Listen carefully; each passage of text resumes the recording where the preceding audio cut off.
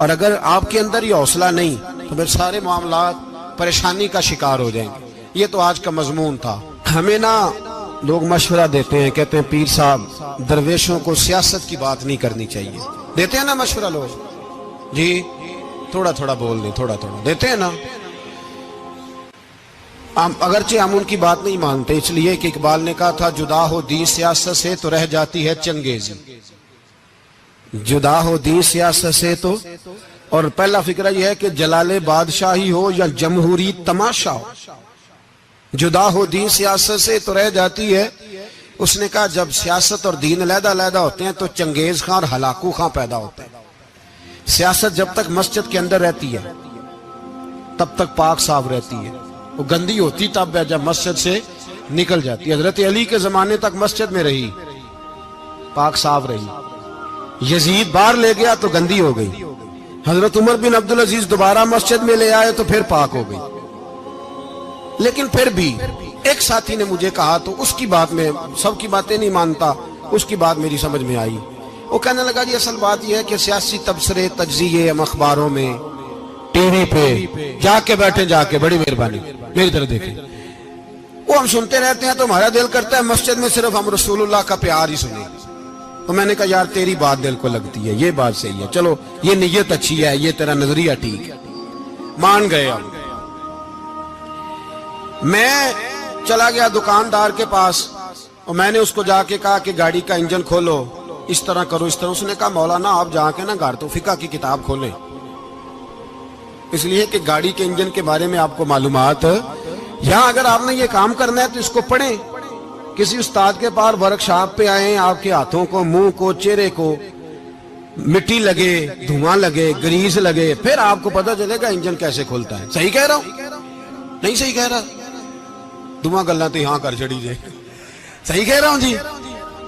اگر مولوی کو اجازت نہیں سیاست کی بات کرنے کی، اور مولوی کو اجازت نہیں کہ انجن کی بات کرے، تو سیاستدان کو اجازت ہے دین کی بات کرنے کی؟ یہاں تو وہ آئے نا مدرسے میں پڑھے، پورا دین حاصل کرے، پھر وہ بولے تو پھر تو ٹھیک ہو گیا۔ لیکن جب اسے سورۃ اخلاص بھی سیدھی نہیں آتی تو فتوے دینے کی اس کو ضرورت ہے کوئی؟ بولے نا یار کیوں چھیڑتے ہیں سیاست؟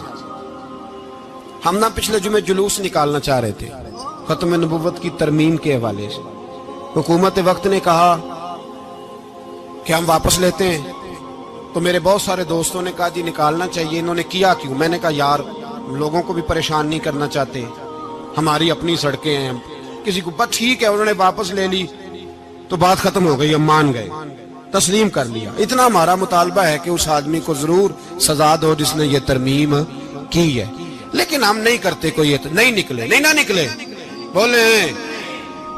تو وزیر قانون صاحب کو کیا مصیبت بنی ہوئی ہے نیا فتویٰ دینے کی؟ کہ ہے کوئی شوق انہیں دینا چاہیے فتویٰ؟ کہتے نہیں نہیں مرضیوں میں ہمارے درمیان تھوڑا ہی فرق ہے۔ مجھے یوں لگتا ہے کہ یہ جان بوجھ کر کوئی نہ کوئی ایسی شرارت کرتے ہیں جس سے لوگ اشتعال میں رہیں، جان بوجھ۔ حلم، حوصلہ، صبر ذات کے بارے میں تو ہے، لیکن اگر کوئی رسول پاک کی بے ادبی کرے تو پھر حوصلے کی بات ہے ہی نہیں، پھر تو جہاد کی بات ہے۔ اور میں دیانتداری سے مسجد میں باوضو بیٹھ کر جمعے کے دن مشورہ دیتا ہوں حکومت کو، اور وزیر قانون کو مشورہ دیتا ہوں کہ نہ فرعون کی حکومت ساری زندگی رہی، نہ نمرود رہا، نہ جاج بن یوسف رہا، نہ یزید رہا، اور یار درباری بن کے حکمرانوں کی چاپلوسی کرتے کرتے تم یہاں تک آ گئے ہو کہ اب نبی پاک کی عزت کو ہاتھ ڈالنا شروع کر دیا ہے۔ اور آپ یقین کریں سیاسی جماعتوں کا اتنا برا حال ہے کہ ان کے لیڈر کے بارے میں کوئی بات کرے تو پاگل ہو جاتے ہیں یہ احتجاج کر کر کے، اور اس نے ڈائریکٹ کہہ دیا کہ ختم نبوت کا مسئلہ ہی کوئی نہیں، جو دین کی بنیاد ہے، کسی کو پرواہ نہیں۔ مجھے تو ان لوگوں کی فکر ہو رہی ہے جن لوگوں نے انہیں ووٹ دیے ہیں، وہ اللہ کو کیا جواب دیں گے؟ اور یہ اللہ ماشاءاللہ ساری سیاسی جماعتیں اس طرح کی۔ اور میرا وزیر قانون صاحب کو بھی مشورہ ہے کہ زندگی بڑی تھوڑی ہے، بڑی تھوڑی، اللہ سب کو معاف کرتا ہے، اپنے رسول کے غداروں کو معاف نہیں کرتا۔ اور یہاں تمہاری गाड़ियों पे झंडे लगे हुए हैं, वहां भी तुम्हारे झंडे लगेंगे, पर इसलिए लगेंगे कि ये गद्दार है नामूस रिसालत के, ये झंडे लगेंगे। शर्म करो और डर जाओ, बस कर दो। तुम्हारे मुंह में अब दांत पूरे नहीं रहे। कोई शुगर का मरीज है तो कोई ब्लड प्रेशर का, तो कोई हार्ट का, तो कोई कैंसर का। शर्म करो और अपनी कब्र की भी थोड़ी सी फिक्र करो। बताओ पाकिस्तान के कितने सदर गुजरे, वजीर आजम गुजरे, तो उनकी कब्रें कहां हैं? कोई जाता है उनकी कब्रों पे? किसी को खबर है? क्यों अपने लिए जहन्नम इकट्ठी करते? सारा कुछ दुनियादारी रह गई है, सारा कुछ सिर्फ यही रह गया। हजरत अबू बकर सरदार थे, हजरत उमर सरदार थे कबीले, हजरत उस्मान सरदार थे। उन्होंने सरदारियों को ठोकर मार के रसूलुल्लाह के कदमों में बैठना पसंद किया। सरदारियां छोड़ के गुलाम बन गए। तुम सरदारियां बचाने के लिए रसूलुल्लाह की गद्दारी करते हो, शर्म नहीं आती? और कौम शिकवा है मुझे इन लोगों से जो मौलवी तो कह देते हैं तू सियासत न कर, और किसी सियासतदान को मना नहीं करते कि जब तुझे सूरत फातिहा भी नहीं आती तो तुझे किसने इजाजत दी है इतनी बड़ी बात? और मैंने पिछले से पिछले जुम्मे भी कहा था, फिर कहता हूं और ऑन दी रिकॉर्ड कहता हूं, मरज़ई कल भी काफिर थे, आज भी काफिर, और कयामत तक। और जो उनके कुफर में शक करे वो भी, और पक्का बेईमान है, काफिर है। वो वजीर कानून हो या सूबाई हो या विफाकी हो, मन शक्का फी कुफर ही फकत कफर। जो मरज़ई के कुफर में शक करे वो भी काफिर है। हमारे रसूल आखिरी रसूल है। हम किसी को ये इजाजत नहीं देंगे कि वो खत्म नबूवत में रखड़ा डालने की कोशिश करे। हम किसी को ये इजाजत है। और तुमने कौम को लूटा, लूटते रहो, अब ईमान पे डाके तो ना डालो। तुम्हें दौलत लूट के पेट नहीं भरा, अब ईमान लूटना शुरू कर लिया। तुम्हारा फैक्ट्रियां लूट कर, कौमी खजाना लूट कर पेट नहीं भरा, बेईमानो अब दीन बेचकर अपनी हुकूमतें पक्की करोगे। और वो लोग भी तैयार हो जाएं जो इन बेईमानों को मुंतखब करते हैं, उनसे भी सवाल करेगा खत्म नबुव्वत का मौजू क़यामत के दिन कि तुम बताओ। इनको सपोर्ट करते थे जो रसूलुल्लाह सल्लल्लाहु अलैहि वसल्लम के बाद भी किसी नबी को नबी मानना दुरुस्त जानते थे। शर्म आनी चाहिए, ख्याल होना चाहिए। और मैंने कहा कि हमारा दिल नहीं चाहता, आप यकीन करें, हमें शौक है जुलूस निकालने का, तुम्हारे खिलाफ बातें करने का।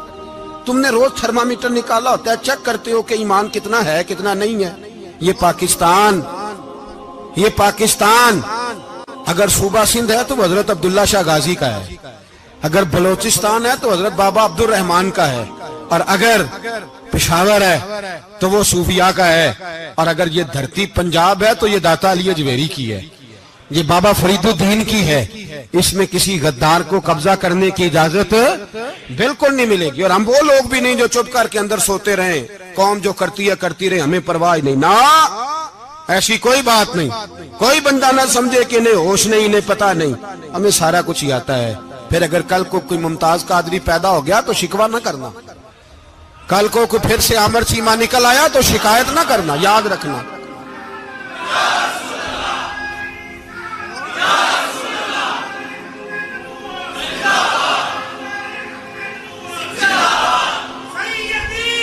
तो मेरे भाई खोल के बोले या नबी रसूल के वो सल्लल्लाहु। तो ये मशवरा,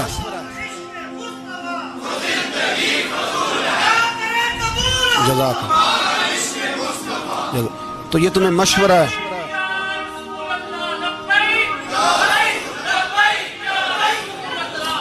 मेरी बात सुनिए, याद रखे, ये लोग बाद में पछताते हैं, फिर मुनाजरे कराते फिरते हैं, उसने सही किया कि गलत किया, फिर इन्हें होश आती है बाद में, फिर इनके हवारी निकल निकल के मैदानों में दलीलें देते हैं। इसलिए हमारा मशवरा है इन्हें कि ये अपनी हद में रहें, और जो काम तुम्हारे जिम्मे, मैंने कहा ना तुमने बड़ा लूटा, ये कौम रोज तुम्हें मौका देती है लूटने का, मौका देती है, तो तुमने दौलत लूट के पेट नहीं भरे, अब ईमान लूटने के चक्कर में आ गए हो। याद रखो, मुसलमान गुनाहगार हैं, गद्दार नहीं है। तुम्हें दौलत लूटने का तो शायद मौका मिल गया है, पर ईमान लूटने का मौका नहीं मिलेगा। तो इसलिए इसको लगाम दो। और वैसे भी कुत्ता जो पालतू होता है ना, उसको घर के अंदर संगली से बांध के रखना चाहिए। ये तुम्हारे बूट बूट चाटते हैं, भौंकते हैं, तुम्हारे हक में वजारतें लेते हैं, ہم نے تو کوئی وزارت نہیں لی تم سے، اور نہ ہمیں شوق ہے، اس لیے کہ ممبری کیا کرنی ہے جس کو ممبر رسول عطا کر دیا جائے، اس نے کیا کرنی ہے یہ ممبریاں جس کو پکا پکا ممبر رسول دے دیا جائے، تو اس لیے اس سے باہر آؤ۔ میں نے کہا بڑے بڑے نمرود، فرعون، قارون دفن ہے، تمہارا بھی نام تک نہیں ہوگا، بالکل نام نہیں ہوگا۔ اس لیے ہمارا مشورہ، اور آپ لوگ بھی آئے نا یہ اگلے سال، تو ان کو کھڑا کر کے پوچھ لینا، اسلامی جمہوریہ پاکستان کا تم نے MPM میں نے بننا ہے، پہلا کلمہ ہی صحیح سنا دو، چلو خدا کا واسطہ یہی بتا دو کہ تمہیں نماز بھی ڈھب سے آتی ہے کہ نہیں، اور آپ کی موج ہے، آپ بٹھا لیتے ہیں سر پہ، کیا کریں، سمجھانے والے مفت گناہگار ہو گئے اور بہکانے والے سب تمہارے یار ہو گئے، اس لیے یہ چھیڑتے ہیں جان بوجھ کے، اور پھر جب کوئی ممتاز قادری علیہ رحمہ پیدا ہوتے ہیں پھر انہیں دشواری ہوتی ہے، پھر ان کا جینا مشکل ہو جاتا ہے، یہ موقع دیتے ہیں، پتہ نہیں کس کے ایجنڈے پہ عمل کر رہے ہیں۔ میرا سوال یہ ہے، میں نے پچھلے جمعے پھر میرا سوال ہے کہ میں پوچھتا ہوں اس آدمی کو ضرورت کیا ہے ختم نبوت پر بات کرنے، جب امت مسلمہ کے متفق کا فیصلہ ہے کہ مرزائی کافر، اسمبلی نے بل پاس کر دیا کہ مرزائی ان کو اقلیت قرار دے دیا، اور جب سے وہ اقلیت بنے نہ ہم نے ان کی عبادت گاہ جلائی، نہ ہم نے ان کو قبروں سے نکالا، نہ ہم نے، بس ٹھیک ہے جیسے عیسائی رہتے ہیں، یہودی سے کس ملک میں رہتے ہیں وہ بھی رہیں، اقلیت بن کرے کوئی اعتراض، پر تم انہیں کھینچ کھونچ کے کیوں قریب کرتے ہو، تمہارا کیا جرانہ ہے ان کے ساتھ، بتاؤ تو صحیح۔ ان لوگوں سے ان کو چاہیے اپنے منہ میں لگام ڈالیں، اور اگر نہیں ڈالیں گے پھر انشاءاللہ ڈالی جائے گی، اور بڑی تگڑی ڈلے گی، اور پھر ایسی ڈلے گی۔